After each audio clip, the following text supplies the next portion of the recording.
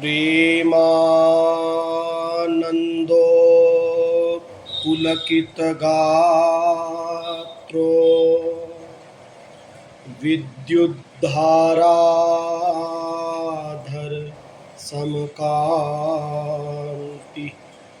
राधा कृष्णो मनसि दधानम् वन्देऽहं श्रीहित हरिवंशम्। थोड़ी देर संकीर्तन करेंगे।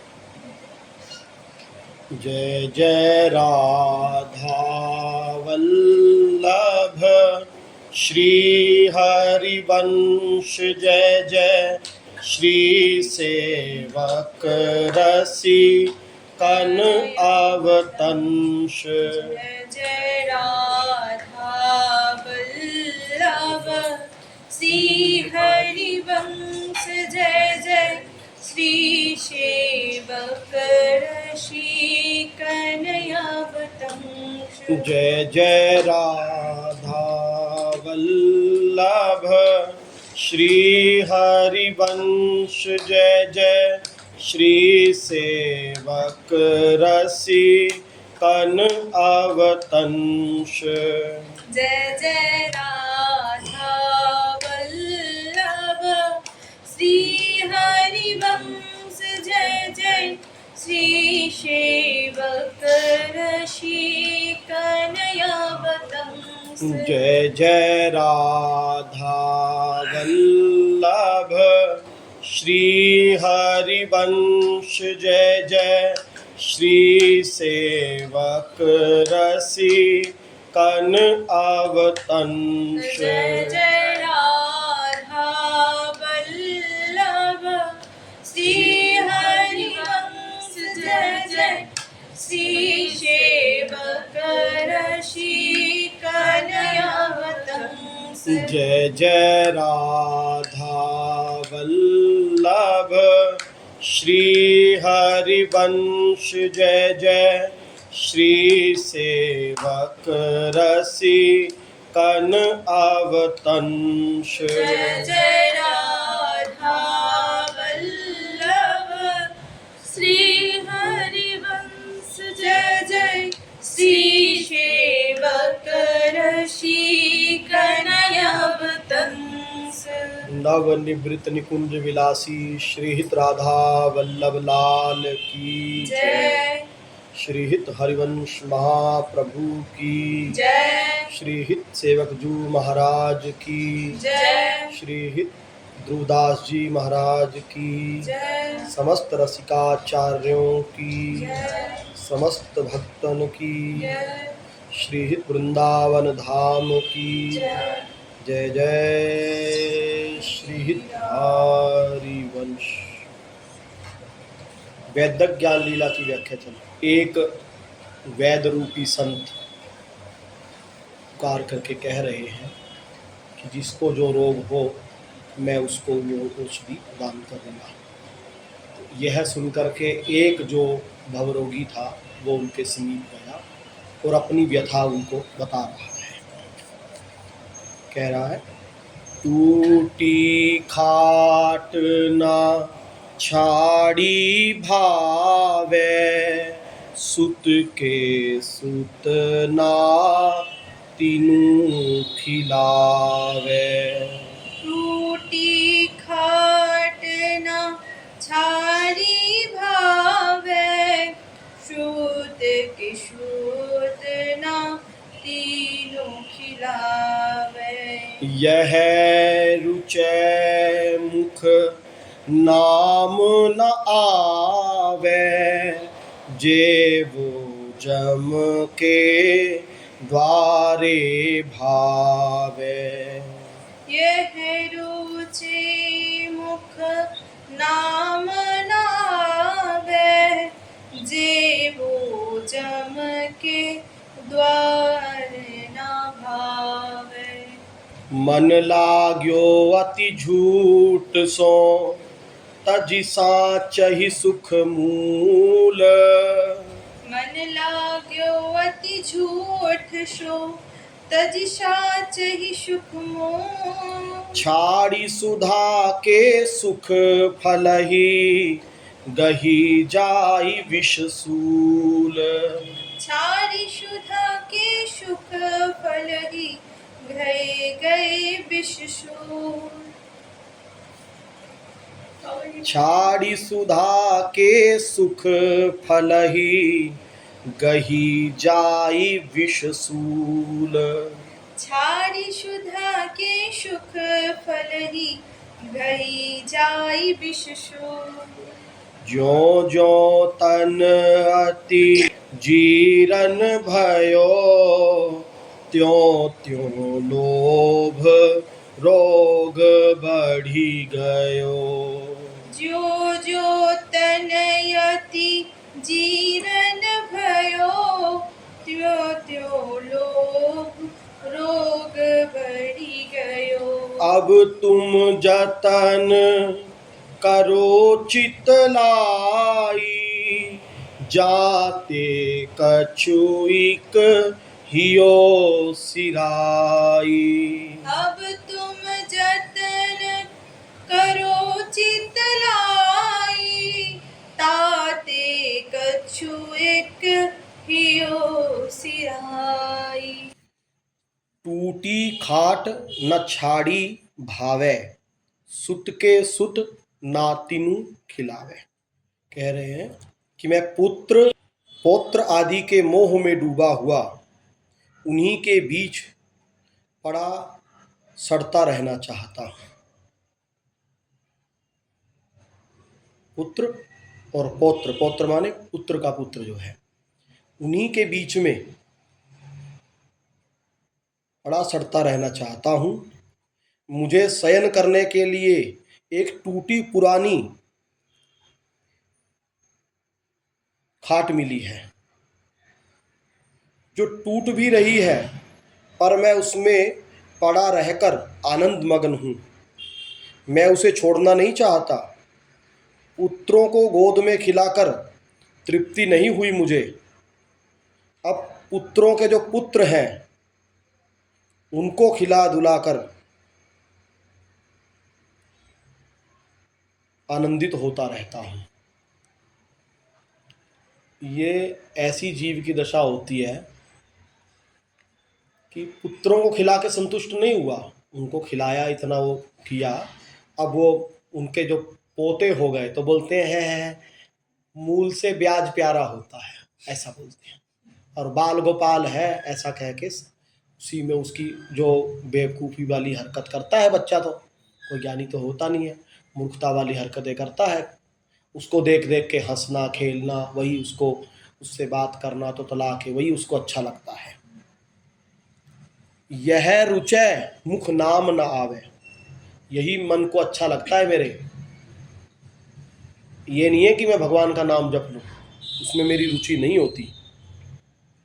और जइयो जम के द्वारे भावे,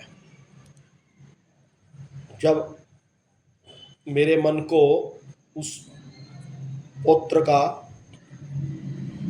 खेलना कूदना देखना मेरे को अच्छा लग रहा है, उसका स्पर्श इत्यादि, तो इसका मतलब यही है कि अब पूरी उम्र हो गई, अब भी मैं भजन नहीं कर रहा हूँ। इसका मतलब यही है कि मेरे को नरक में जाना अच्छा लगता है। यद्यपि नरक में जाना किसी को अच्छा नहीं लगता, लेकिन जब वो कार्य कर रहा है मन ऐसे, तो इसका मतलब मन जाना चाहता है, तभी तो कर रहा है। मन लाग्यो अति झूठ सो तजी साच ही सुख मूल। मेरा मन इस झूठे जगत से लगा हुआ है, जो सत्य का मूल है भगवान, उसमें मेरा मन नहीं लगता। छाड़ी सुधा के सुख फल ही गही जाई विषसूल। ये मन ऐसा हो गया है कि जो अमृत रूपी फल है, भगवान का नाम रूप गुण लीला धाम जन, वो मुझको अच्छे नहीं लगते। और जो दुखों का मूल है, जो विषय रूपी विष है, सूल है, संसार संबंधी नाम रूप गुण लीला, वो मुझको प्रिय लगते हैं। और ज्यों ज्यों तन अति जीर्ण भयो, त्यों त्यों लोभ रोग बढ़ गयो। ज्यों ज्यों मेरा शरीर बूढ़ा होता गया, त्यों त्यों ये जो मेरी तृष्णा है, ये जो मेरा लोभ है, ये कम नहीं हुआ और बढ़ता गया। और अब तुम जतन करो चित लाई, जाते कछु इक हियो सिराई। अब मैं हार गया हूँ, है वैदराज, अब आप कोई कृपा करो मेरे ऊपर, ऐसा कोई प्रयत्न करो जिससे मेरा हृदय शीतल हो जाए। तो वैद्य ने उनकी सब बीमारी सुन ली, क्या है, अब वो उपचार बता रहे हैं। तब ही वैद्यता सोयो कही, करो जतन दुख जई है सही।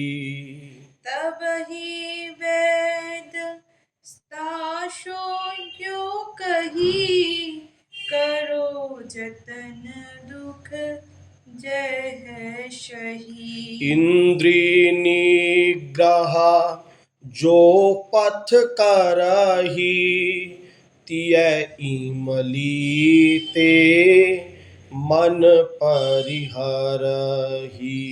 इंद्रिय निग्रह जो पथ करई, ती इमली ते मन परिहरई।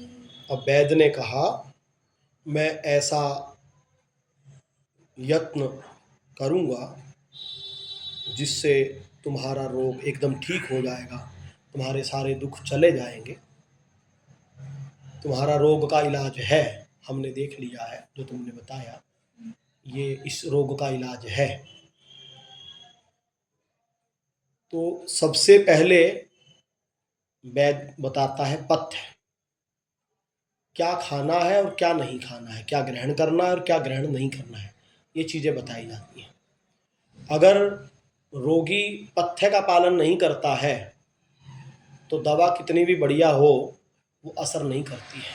जैसे कोई शुगर का रोगी हो, वो खूब मिठाई खाए और दवाई भी खाए तो उसका रोग ठीक नहीं होगा, उसको पहले पथ्य करना होगा। जैसे किसी का पेट खराब है, लीवर खराब है, तो उसको पथ्य अनिवार्य है। दवाई तो ठीक है, लेकिन वो खाए खीर पूड़ी हलवा खूब और दवा भी खाए तो दवा असर नहीं करेगी। तो इसीलिए सबसे पहले पथ्य बताया जाता है। तो पथ्य बता रहे हैं कि इंद्रिय निग्रह जो पथ करही, इंद्रियों पर निग्रह करो यानी संयम करो। ये नहीं है कि जो मन में आया देख लिया, जो मन में आया सुन लिया, जो मन में आया सूंघ लिया, जो मन में आया स्पर्श कर लिया ना। इंद्रियों पर संयम करो कि शास्त्र और संत क्या कह रहे हैं। जैसे भोजन में मनमाना नहीं, जो शास्त्र कह रहा है, जो संत कह रहे हैं, यानी सात्विक भोजन है, वो करना है। जैसे लहसुन प्याज है, लहसुन प्याज कोई पाप नहीं लगता लहसुन प्याज खाने से, लेकिन जब आप भजन पे चल रहे हो तो तमोगुणी वस्तुओं का त्याग करना होगा, और लहसुन प्याज तमोगुणी है, उनसे उनको खाने से काम की वृद्धि होती है और आलस्य इत्यादि की वृद्धि होती है। इसीलिए वो चीज़ें तज्य हैं, क्योंकि तामसी हैं। बाकी ऐसा नहीं है कि वो कोई पाप लग जाएगा, इसमें पाप पुण्य वाली बात नहीं है। इसमें बात इतनी है कि आप जिस मार्ग पे चलना चाह रहे हो वो उसमें सहायक है के विरोधी है। तो इसीलिए जो शास्त्र कहे, जो संत कहे, जो गुरु कहे, उसके अनुसार ही हमको खाना है, उसके अनुसार ही हमको पहनना है, उसके अनुसार ही हमको देखना है, सब क्रियाएं उसके अनुसार। और इसके लिए इंद्रियों पर संयम करना होगा। तो सबसे पहले कह रहे हैं तिय इमलीते मन परिहरहि, स्त्री रूपी, जैसे आयुर्वेद में इमली मना की जाती है, इमली रोग को बढ़ाती है। तो यहाँ कह रहे हैं स्त्री को इमली मान लो और अपने मन को स्त्री रूपी इमली से दूर रखो। स्त्री के कहने का मतलब यहाँ सब स्त्रियों से नहीं है। जो धर्मपरायण भागवत भक्ता स्त्रियां हैं उनसे नहीं है, जैसे मीराबाई है, सहजोबाई है और बड़ी बड़ी महापुरुष जो हुई है, उन स्त्रियों से नहीं है। माता है, बहन है, उन स्त्रियों से नहीं है।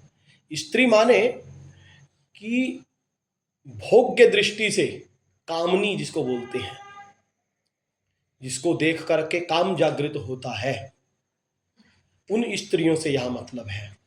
जो कामनी होती हैं, उल्टा होती हैं, तो उन स्त्रियों से मन को दूर रखने के लिए कहा जा रहा है, सब स्त्रियों के लिए नहीं।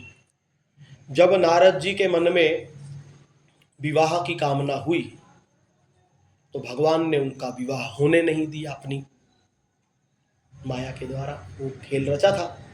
पीछे हमने सुना था नारद जी का प्रसंग कि नारद जी के मन में उस देवी से विवाह करने की बात आई थी और उन्होंने भगवान से जब मांगा कि आप अपना रूप दे दीजिए, तो भगवान ने उसको, उन्हें हरि का रूप मांगा था। तो हरि माने बानर भी होता है, तो भगवान ने उसको अपना बंदर वाला मुंह दे दिया था, जिसके कारण भगवान को नारद जी ने श्राप भी दिया था। तो फिर जब सीता हरण हो गया और भगवान लक्ष्मण के साथ वन में विहर रहे थे विरह अवस्था में, तो उस समय नारद जी आए वही वन में, प्रणाम किया ठाकुर जी को।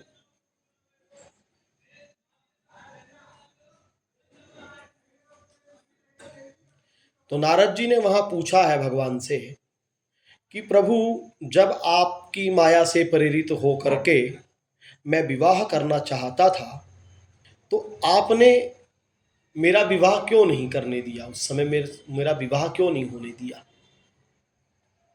प्रभु के ही कारण करे न दीना, वो विवाह क्यों नहीं होने दिया, आपने करने दिया? तो भगवान कह रहे हैं, सुनु मुनि तो ही कयहूं सह रोसा, भज ही जे मोहि तजि सकल भरोसा। भगवान ने कहा कि हे मुनि सुनो, मैं तुम्हें हर्ष के साथ कहता हूं कि जो समस्त आशा और भरोसा छोड़ करके केवल मुझको ही भजते हैं, करऊं सदा तिन के रखवारी, जिमि बालक राखई महतारी। मैं सदा उनकी रखवाली उसी प्रकार करता हूं जिस प्रकार माता अपने बालक की रखवाली करती है। गह शिशु बच्छ अनल अहि धाई, ताहा राखई जननी अरगाई। छोटा बच्चा जब दौड़कर आग और सांप को पकड़ना चाहता है तो वह माता उसे अपने हाथों अलग करके बचा लेती है। जब बच्चा सांप को या अग्नि को पकड़ने दौड़ता है तो माता देख लेती है, तो माता दौड़ करके उसको हाथ से पकड़ के बचा लेती है, अग्नि और सांप के पास नहीं जाने देती। प्रोढ़ भय तेहि सुत पर माता, प्रीति करई नहीं पाछली बाता। जब बच्चा बड़ा हो जाता है तब भी माता का प्रेम रहता है, लेकिन वो पहले जैसी बात नहीं रहती, जो छोटा था वैसी बात नहीं रहती। मोरे प्रोढ़ तनय सम ज्ञानी, बालक सुत सम दास अमानी। जो ज्ञानी है वो तो मेरे प्रौढ़ बालकों के समान है, बड़े बच्चों के समान है, इसीलिए उनकी मेरे को इतनी चिंता नहीं रहती, क्योंकि वो माता पर इतने निर्भर नहीं रहते। ज्ञानी लोग जो हैं भगवान पर इतने निर्भर नहीं रहते। परंतु जो मेरे भक्त हैं, सेवक हैं, दास हैं, वो मेरे छोटे शिशु के समान है मानो। तो जिस प्रकार माता छोटे शिशु का विशेष ध्यान रखती है, इसी प्रकार मैं अपने भक्तों का विशेष ध्यान रखता हूँ। जन ही मोर बल निज बल ताही, दुह कहा काम क्रोध रिपु आही। मेरे सेवक को केवल मेरा ही बल रहता है और उसे अपना बल होता है, ज्ञानी को अपना बल होता है, और मेरे जो भक्त होते हैं उनको केवल मेरा भरोसा होता है, मेरा बल होता है। पर काम क्रोध रूपी शत्रु तो दोनों के लिए ही होते हैं, ज्ञानी के पीछे भी आते हैं और भक्त के पीछे भी आते हैं। भक्तों के शत्रुओं को मारने की जिम्मेवारी मुझ पर रहती है। क्यों? क्योंकि वो मेरे शरणागत होते हैं, मेरे परायण होते हैं और मेरा ही बल मानते हैं। लेकिन ज्ञानी जो होते हैं वो अपने बल पर होते हैं, तो उनके काम क्रोध इत्यादि के नाश करने की जिम्मेवारी मेरे ऊपर नहीं है।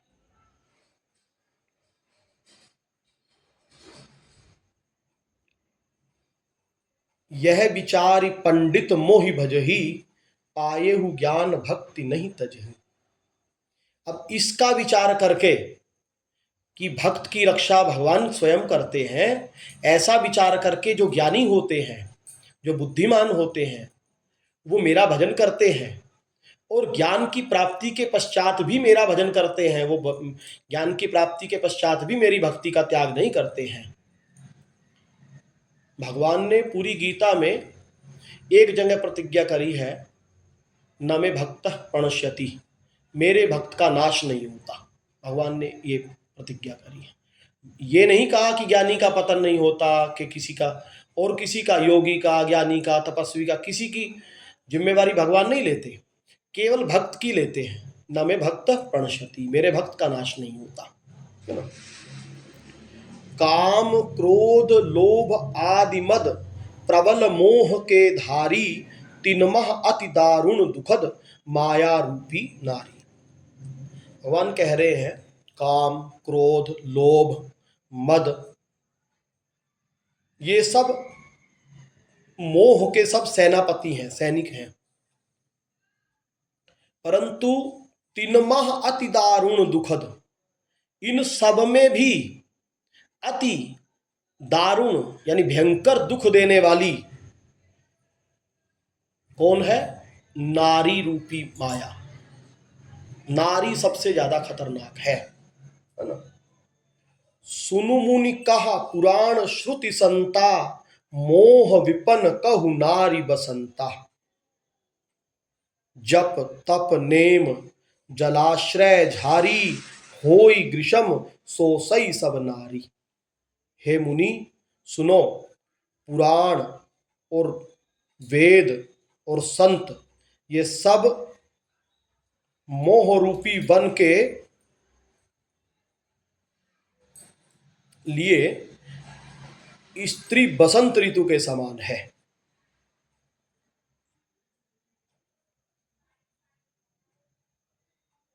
पुराण वेद और संत एक स्वर से ये कहते हैं कि जो मोह रूपी वन है ना, जिस प्रकार वन जो है बसंत ऋतु में बड़ा ही प्रफुल्लित हो जाता है, बड़ा अच्छे से फैल जाता है, हरा भरा हो जाता है, इसी प्रकार ये नारी जो है मानो ये बसंत ऋतु के समान है मोह रूपी वन के लिए।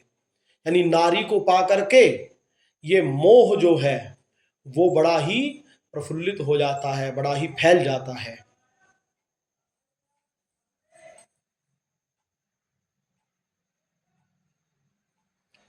जप तप नेम आदि जो भी जल के आश्रय हैं,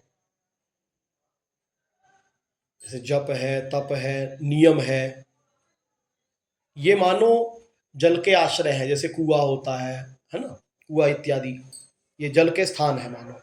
और स्त्री जो है वो मानो ग्रीष्म ऋतु के समान है। जब ग्रीष्म ऋतु आती है तो सब जगह पानी सोख लेती है।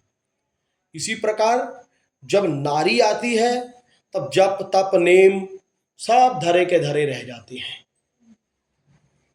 तो काम क्रोध मद मत्सर भेका, इन्हीं हर्ष पद वर्षा एका।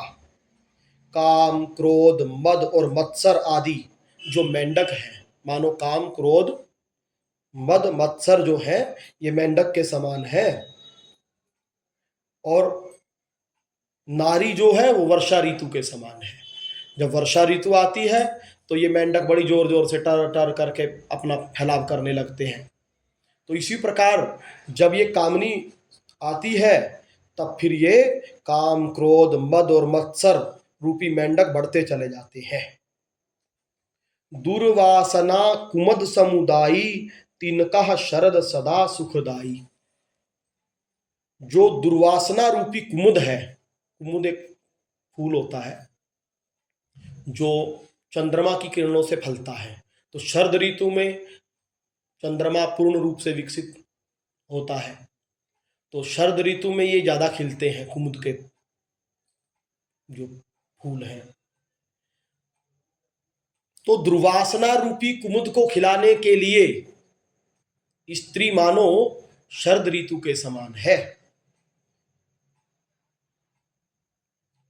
धर्म सकल सरसी रूह वृंदा, होई हिमतीन हई दहई सुख मंदा। मानो जितने भी धर्म हैं वो कमल के समान है, और ये विषय रूपी सुख प्रदान करने वाली स्त्री जो है ये मानो हिम ऋतु के समान है। जब हिम ऋतु आती है, पाला पड़ता है, तो सब कमल मुरझा जाते हैं। इसी प्रकार जब ये विषय जन्य सुख देने वाली स्त्री आती है तो मानो वो हिम ऋतु है, वो सारे धर्मों को नष्ट कर देती है। पुनि ममता जवास बहुताई, पलु हई नारी शिशर ऋतु पाई। फिर ममता रूपी जवास का समूह स्त्री रूपी शिशिर ऋतु को पाकर के हरा भरा हो जाता है। जब ये शिशिर ऋतु आती है तो जो जवास का वन होता है वो हरा भरा हो जाता है बिल्कुल शिशिर ऋतु में। तो इसी प्रकार जब ये स्त्री आती है जीवन में तो ममता जो है वो हरी भरी हो जाती है, दृढ़ हो जाती है। पाप उलूक निकर सुखकारी, नारी निबड़ रजनी अंधियारी। और पाप रूपी उल्लू के लिए ये स्त्री अंधेरी रात के समान है। अंधेरी रात में उल्लू को सब दिखता है, बड़ा प्रसन्न रहता है। तो इसीलिए जब ये स्त्री माने कामनी जब जीवन में आती है तो पाप रूपी उल्लू को सब दिखाई देने लगता है। बुद्धि बलशील सत्य सब मीना, बनसी समत्रय कहहि प्रवीणा। बुद्धि, बल, शील और सत्य ये सब मानो मछलियां हैं, और जैसे मछलियों को फंसाने के लिए बंसी होती है, फंदा होता है मछली को फंसाने के लिए, उसको बंसी बोलते हैं। ऐसे ही जो ये बुद्धि है, बल है, शील है, सत्य है, इनको फंसाने के लिए स्त्री है। जब कामनी जीवन में आती है तो सत्य, बुद्धि, बल, शील, सत्य सब चला जाता है। ऐसा कौन कहते हैं? जो महापुरुष जन है, प्रवीण जन है, वो कहते हैं। फिर कह रहे अवगुण मूल सूल प्रद प्रमदा, सब दुख खानी, ताते कीन निवारण मुनि में यह जिए जानी। स्त्री जो है प्रमदा, प्रमदा शब्द दिया, प्र उपसर्ग है मदा, जिसको देख करके काम रूपी मद चढ़ जाए विशेष रूप से, उसका नाम है प्रमदा। तो कह रहे हैं ये प्रमदा जो है ये अवगुणों की मूल है और सूल यानी दुख प्रदान करने वाली है, पीड़ा देने वाली है। और दुखों की खान है, सब दुख खानी, समस्त दुखों की खान है। खान बोलते हैं जिसमें से, जैसे हीरे की खान है उसमें से हीरे ही हीरे निकलते हैं, सोने की खान है उसमें सोना ही सोना निकलता है, नमक की खान होती है उसमें नमक ही नमक निकलता है, कोयले की खान से कोयला ही कोयला निकलता है। ऐसे ये जो प्रमदा है, स्त्री है, ये दुखों की खान है, इससे दुख ही दुख निकलते हैं। ताते कीन निवारण मुनि में यह जिए जानी। मैं हृदय में ऐसा जान करके कि भाई ये स्त्री दुखों की मूल है, इसलिए मैंने तुमको इस विवाह से निवृत्त किया है कि तुम विवाह मत करो, इसलिए मैंने बचाया है, भगवान कह रहे हैं। और तो इसी प्रकार स्त्री के विषय में सब ग्रंथों में बहुत अधिक मात्रा में कहा गया है। उसमें से कुछ उदाहरण हम भागवत से सुनाते हैं। सोभरी ऋषि एक ऋषि है, हुए हैं, वैदिक ऋषि हैं। वो जमुना जी में डूब करके, जल को स्तंभन करके उसके अंदर तपस्या करते थे बहुत वर्षों तक, दसों हजारों वर्षों तक उसने तपस्या करी। और एक दिन मछली की क्रीड़ा देख करके, मछली और मच्छ वहां पानी में खेल रहे थे अपने बच्चों के साथ, तो उसको देख करके उनके मन में कामना हुई कि मैं विवाह करूं। तो वो जल से बाहर निकले और उस समय मानधाता नाम के राजा थे अयोध्या में, तो उनके पास गए और बोले कि भाई तुम एक लड़की हमको दे दो, हम विवाह करेंगे तुम्हारी लड़की से।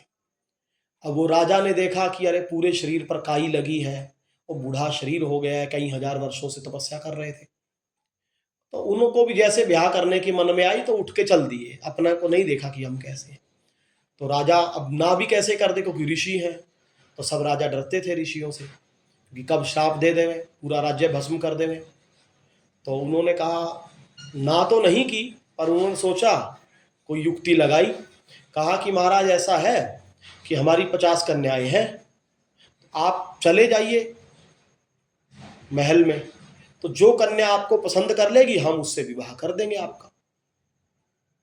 अब ऋषि भी समझ गए कि ये विवाह नहीं करना चाहता, इसलिए बोल रहा है, ये सोच रहा है बुढ़ा है और काई लगी हुई है, कोई पसंद तो करेगी नहीं, हम कहेंगे महाराज पसंद नहीं करी तो अब कहाँ से शादी करें। तो उन्होंने अपनी योग शक्ति के, जो तपस्या करी थी, उस तपस्या के बल से अपने को बढ़िया सुंदर बना लिया, नौजवान एकदम, जो नव किशोर अवस्था वाले, और एकदम देवताओं की तरह सुंदर सुंदर वस्त्राभूषण पहने हुए। अब जो ही वो उसमें महल में गए तो 50 की 50 लड़ पड़ी, हम पति बनाएंगी हम बनाएंगी, वो एक दूसरे की चोटी खींचे वो खींचे, अब लड़ाई झगड़ा हो गया। तो राजा ने पता चला कि अरे भाई अब क्या करें, अब तो 50 से करनी पड़ेगी, तो लड़ो मत, 50 ही कर लो। उस ऋषि ने कहा ठीक है 50 की 50 कर लो, हम 50 को संभाल लेंगे। तो 50 विवाह किए। अब शक्ति तो थी, शक्ति के बल से खूब महल बना दिए और वो बना दिए, 50 शरीर धारण किए, 50 महल बनाए, 50 शरीर धारण किए, और बहुत वर्षों तक उन स्त्रियों के संग भोग किया, जो शादी की थी उनके संग भोग किया।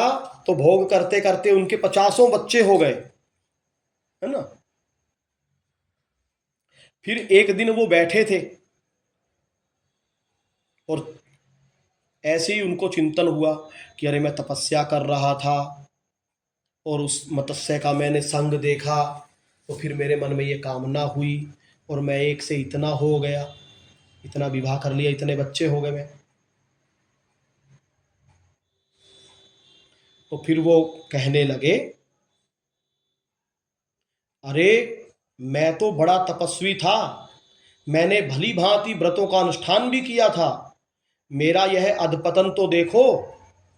मैंने दीर्घ काल से अपने ब्रह्म तेज को अक्षुण्ण रखा था, परंतु जल के भीतर विहार करती हुई एक मछली के संसर्ग से मेरा यह ब्रह्म तेज नष्ट हो गया। अहो इमं पश्यत मे विनाशम तपस्विनः सच्चरिव्रतस्य अंतर्जले वारीचर प्रसंगात् प्राच्यावितं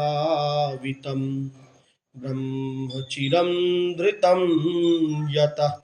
अतः जिसे मोक्ष की इच्छा है उस पुरुष को चाहिए कि वह भोगी प्राणियों का संग सर्वथा त्याग दे। जो मुक्ति पाना चाहता है उसको चाहिए कि जो भोगी प्राणी हैं उनका संग छोड़ देवे, एक क्षण के लिए भी अपनी इंद्रियों को बहिर्मुख न होने दे, अकेला ही रहे और एकांत में अपने चित्त को सर्वशक्तिमान भगवान में ही लगा दे। यदि संग करने की आवश्यकता हो तो भगवान के जो अनन्य प्रेमी हैं, निष्ठावान जो संत हैं, साधु हैं, उनका ही संग करे। संगम त्यजेत मिथुना व्रतिनाम मुमुक्षु सर्वात्मना न विसर्जेत वही इंद्रियाणि एकश्चरन् रहसि चित्तमनंत ईशे युञ्जी तद्व्रति सुसाधु सुचेत प्रसंगा। इस प्रकार उन्होंने कहा कि अकेले रह करके भजन करना चाहिए और जो स्त्री के जो संगी है, मिथुन व्रती है, उनका संग नहीं करना चाहिए।